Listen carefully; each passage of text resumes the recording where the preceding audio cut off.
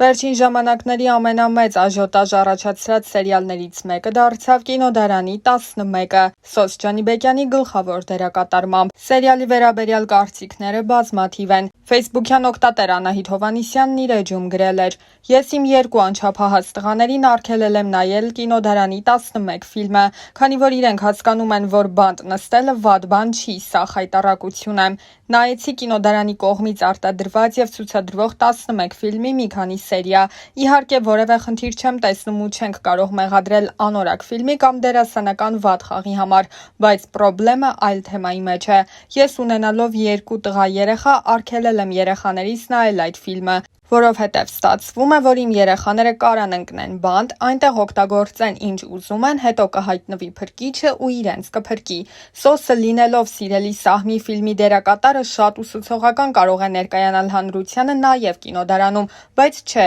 արի ու տես, որ Սոսի միջոցով կարան երեխաներին ասեն, բանտը էդքան էլ վատ բան չի, այնտեղ կարաս ֆուտբոլ էլ լավ խաղաս ու երջանիկ լինես, որը իրականություն չի»։